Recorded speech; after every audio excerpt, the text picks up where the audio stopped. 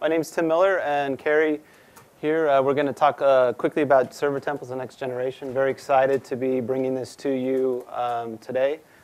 So here's what we're going to talk about today. Just quickly, 12H1, which is the next generation. Carrie will go into the new features. We'll talk about some resources, and we'll get you on to the next sessions. So server templates. I thought what I would do, since instead of kind of reiterating what Daryl just said, I called up our ops guy, and I said, tell me why images and server templates are so great. He's the guy that runs RightScale 24/7, 365. And so let me just give you a couple of examples he gave me. He said a couple weeks ago he had to change his myconf file, the MySQL configuration file. A couple weeks ago, if you remember, we did a release. He said I had a 2-line change to make in that file. It took me 5 minutes, and then I started rolling it out. If I had to bake that into every image that we have and roll that out, it probably would have been 5 hours. So the power of the RightScale platform is that you can change these things and then push them back out or relaunch that server. Test and debug. If you're test and debug with the way RightScale platform works, you can easily make changes, try them out. If that doesn't work or you need to add something else, make another change. And you get through that process considerably faster than if you're having to rebake a full image, load it up there, only to find out you left out something, rebake again. So those are a couple things. Consistent, repeatable process. It's a big one for him. He has a team of people, some of that are more junior, and he can feel confident when saying, hey, go execute this, go shut down all the daemons. They'll go in, they'll run the scripts. It executes the same way every single time. He knows exactly how they were shut down. And then to bring them back up, another script, bring them all back up the same way. So the consistency for him is a huge thing when you're running your data centers day in, day out. And I think the last one he gave me quickly was complex operations. So master-slave replication, failover, those types of things. He literally said, promoting the slave to the master is one click for him. Obviously, there's a lot of stuff that goes into doing that, but it's all been scripted, pre-tested. So that's the power of the RightScale platform. It's one of the crown jewels. It's not the only thing, but it's one of the key things about RightScale. So quickly, because this question has come up a couple times already, past couple of days, about server templates and what does that mean? And so I wanted to put up this graph. The way we see server templates, you can use them out of the box. And here's a percentage of active servers. This was pulled just earlier this week. But out of the box, active servers running right now, 24%. You can use them just the way they are, pull them down from the marketplace, hook them together. They're ready to roll. A lot of customers make one change. One change puts you into that next box, 29%. So you can change them, you can add things to them. Active servers right now today, 29% of them are running with some modification. And then you see the biggest block up there, 47%. 40%, 7% of the servers running today have been built from scratch. They may be your own custom things you want to do. We may not have them up in the marketplace yet. Certainly ISVs. But what you can do, what this is saying is most people, I think, are importing these templates.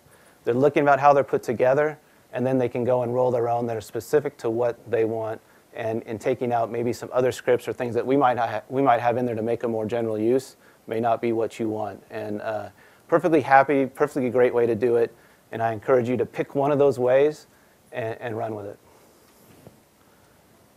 Quickly, just to cover compatibility release, because we're going to address it in the next slide.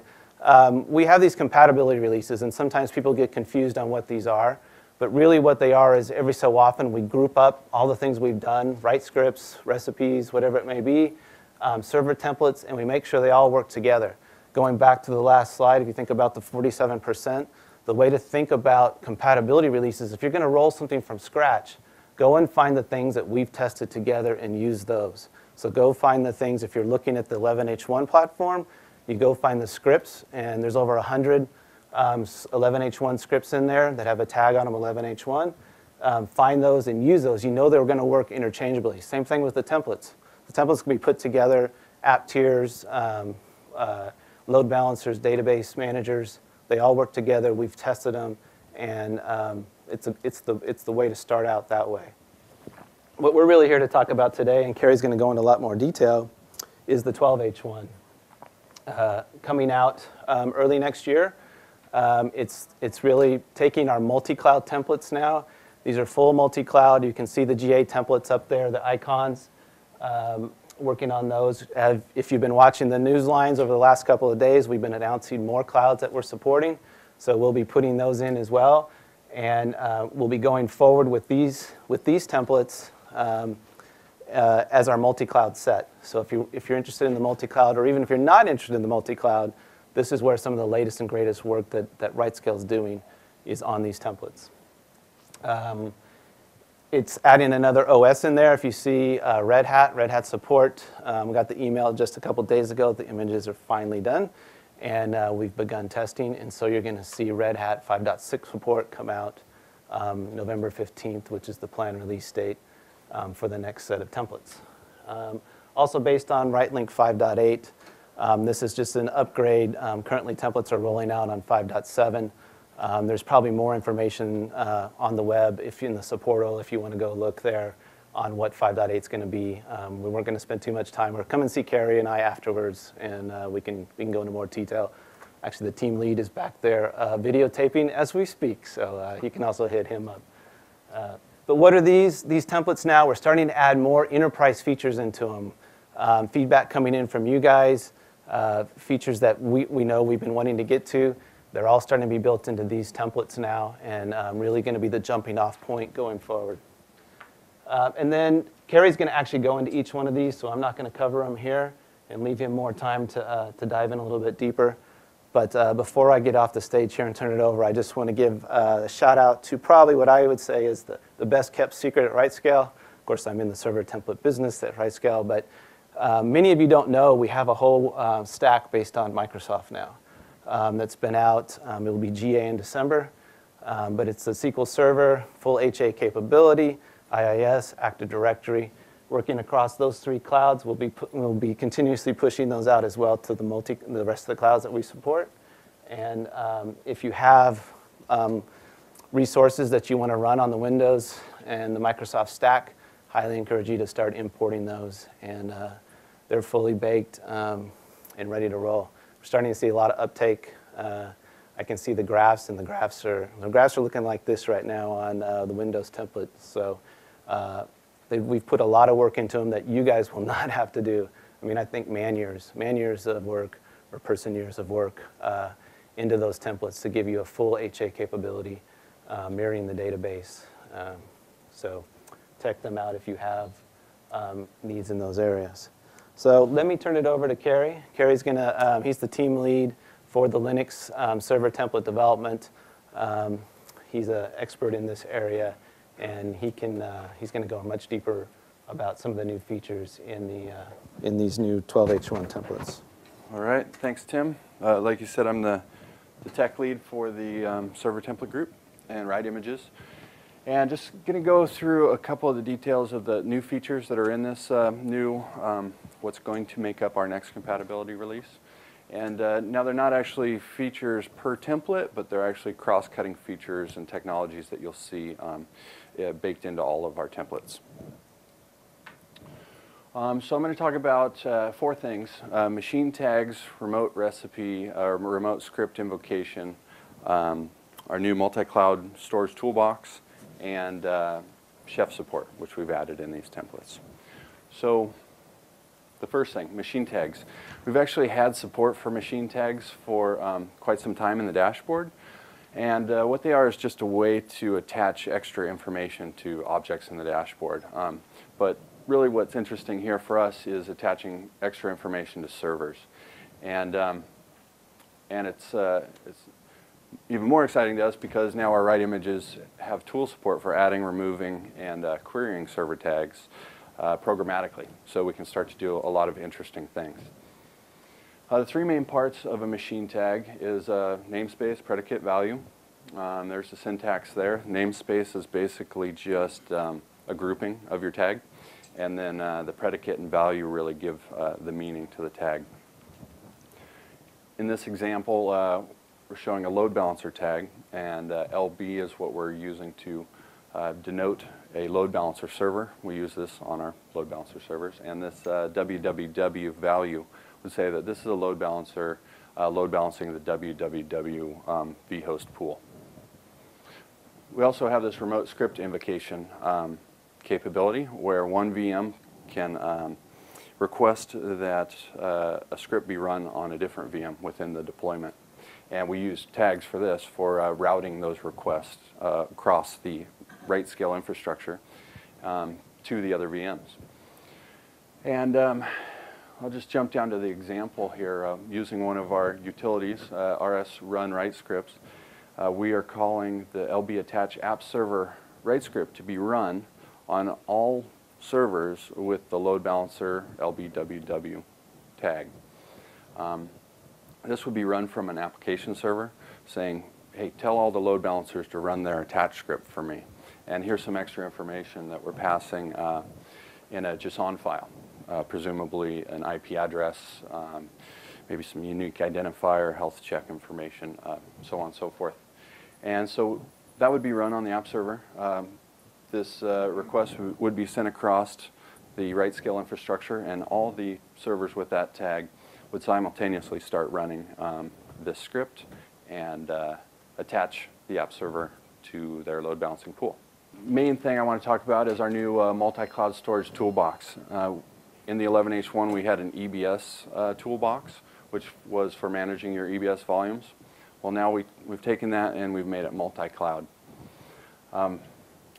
It has two main features. Well, first, you know, this is why this is core, and why we're so excited about it is that you know, it's all about persistence. In the cloud, you have some data that you want to do some work on. You launch a VM somewhere, and then it's how do you get that data to your VM so you can do some work on their data, and then how do you back up that data so it persists even though you shut down your ephemeral compute source or someone else shuts it down for you. So really how you get your data up and down is important. So this is kind of the backbone of a lot of our server templates. And there's two main features, primary backup and secondary backup. Primary backup uses the local cloud persistence available to the VM on whatever cloud is running. If there's volume support, we prefer to use volume support because it's more efficient. If there's not volume support, we will use ephemeral drives or other block devices, put an LVM on top of it, and take LVM snapshots, fragment that snapshot, and send it up to a remote key object store like S3 or cloud files. We did add a performance improvement. So over our 11H1 EBS toolbox, and that's where we're using LVM over the EBS volumes as well to take a local snapshot before backing up to the cloud, before making that API call. Because API calls take more time than a local LVM snapshot, we can have shorter freeze times for a database application. You know, when you're taking a backup, you have to freeze your database, take the backup, then unfreeze the database. And if you have to wait for an API call, your database can be locked longer than you would like, especially in a performant, you know, a real a database under heavy load. So this allows us to have much shorter locking times in our database manager. Secondary backup is a new concept added to the toolbox, and that allows you to back up not to the local cloud, but to a remote cloud for redundancy. So this is to hedge your bets for the in case of a local cloud outage. I have a slide, next slide, which kind of gives you a little diagram that we can go over on that. And this secondary backup uses the LVM snapshot that I spoke of in the primary backup for when there's no volume support. It uses LVM snapshots up to S3 or cloud files for secondary storage. It's not real fast, but it gets it off the local cloud and gives you a chance to recover if that cloud goes down. One last point to point out, this is built on our EBS toolset, like I said. This has been in production environments for years now. It's battle tested. There's a lot of lessons learned built into these tools. And while the server template allows you to exercise these tools, you can add these tools to your server templates as well just by bringing over a few scripts. Okay, so this slide I stole from the marketing group. So what this depicts is Cloud Y. I'll just talk about one scenario here.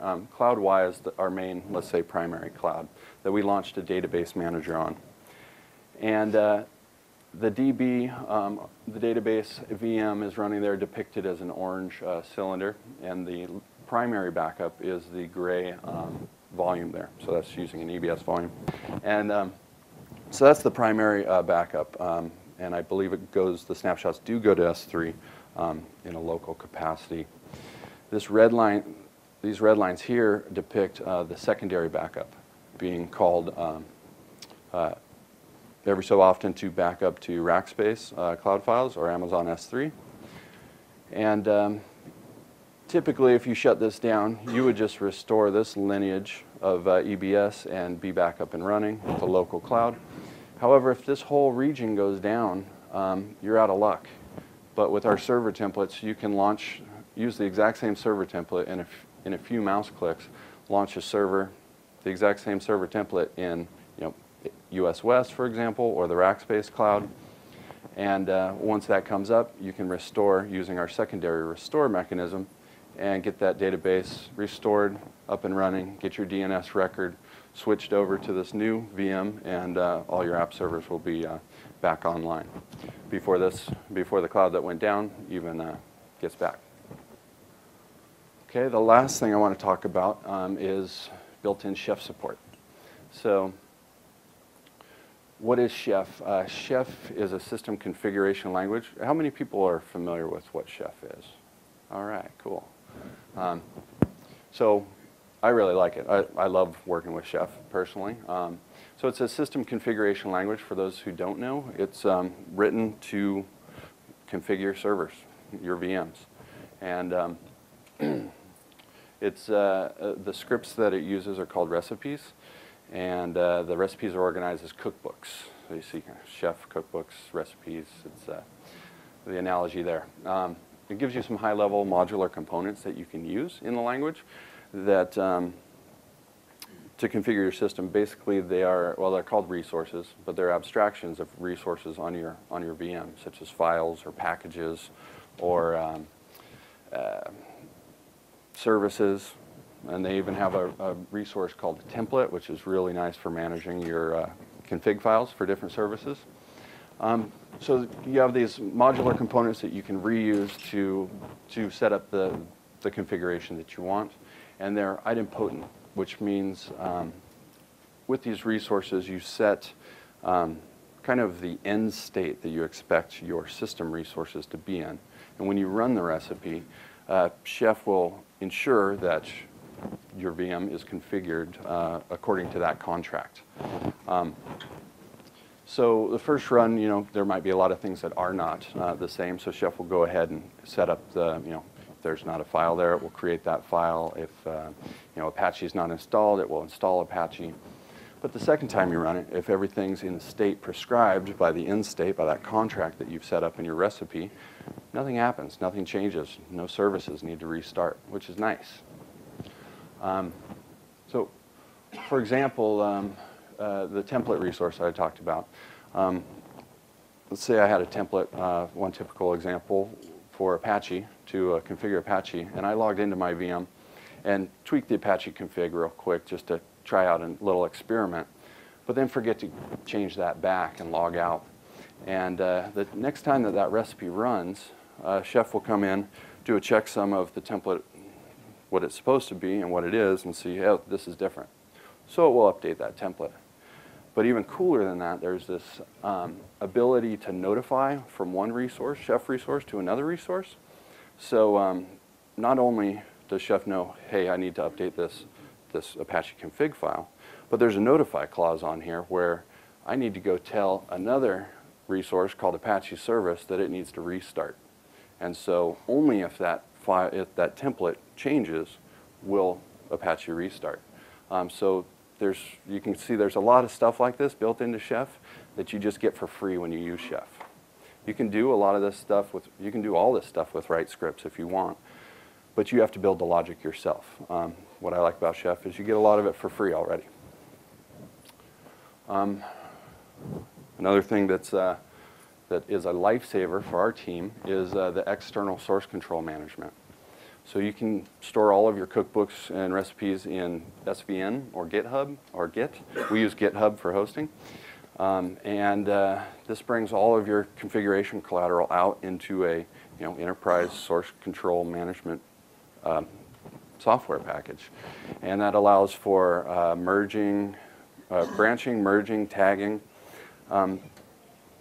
We have a pretty large team of server template developers, and developing the RightScripts got a little chaotic, especially close to release time, when there's one RightScript that will be in 5 different templates, and somebody changes that, and somebody else is working on another server template. Not always, we didn't always have the best communication, giving everybody the heads up that something's changing, and someone's surprised, and a little bit of confusion ensues. With external source control management, each developer can actually, or group of developers can have their own branch for the certain feature that they're working on. And they can work on that to completion. When they're done, it can be tested in isolation, and only once it's blessed and solid, from blessed by QA, do we merge it into the main line with, a bunch of communication saying, hey, this is coming in today. Everybody knows what's going on. It brings a lot of order to the process. So that has really been a lifesaver for us. So I guess I should say that all these new server templates in the, is it going to be the 12H1, I think? All of these are built with Chef.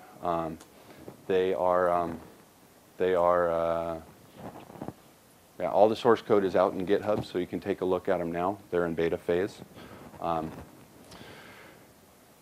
Being out in external source control really makes it easier to customize these things. In GitHub, you can actually just fork the project, make changes yourself. If you were to find a bug, not saying that you would, but just if you found a bug, you could submit what GitHub calls a pull request. If you find a fix, you could submit a pull request, and we could actually roll that into our mainline templates in a very fast manner, probably in the same development cycle that we're currently in. So I like the possibilities for community here, community input and contributions. Speaking about community, there's a large pool. There's a large community out there already, not just RightScale Chef developers, but Chef developers in general. Chef is an open source project that's been around for a few years now, and there's a lot of content out there. Check out cookbooks.opscode.com, and you'll see what I mean. Just one word of warning, when you do go there, the Chef language, which we use, is not the same thing as the Chef platform. Chef language configures a VM, as Chef platform is more of an orchestration layer for configuring multiple VMs. So there's both on the website, so just I want to be aware of that. For all of you using RightScripts today and are happy with the 11H1, don't panic. We're not forcing anyone to change. We support RightScripts going forward. There will be new features for RightScripts going forward to parallel the Chef features that we're putting in. RightScripts are alive and well. You can actually have server templates with mixed Chef recipes and RightScripts. There's no problem. So. Good, but getting better. So the infrastructure for running Chef and actually all of the features that I've mentioned here today are solid. They're rock solid. We're testing. They're well tested. They're in production today. However, the UI is lagging a bit as we were focusing on the infrastructure. So you'll see in coming releases, more and more Chef usability improvements integrated into the dashboard. I personally use a command line. Since all the source code is external, I'm pretty much at the command line either on my VM or my local dev box, so I don't use the UI that much, and I think it's a really nice way to develop. We're putting up some support pages on some of the new developer workflows that are possible now with the external source control. So definitely check out our support page, but the UI is going to get even easier and easier to develop inside the UI as well. So full Chef not supported. So as of now, we are supporting Chef 0.9 in our beta our beta server templates. And in the next revision, when we go GA, we hope to have Chef 0.10, which is the latest version of Chef. And there's a couple features that we don't have that are new to Chef, data bags and roles, which we plan to have support for in the future.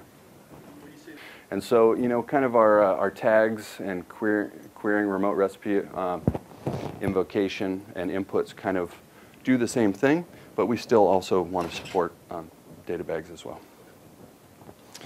Okay.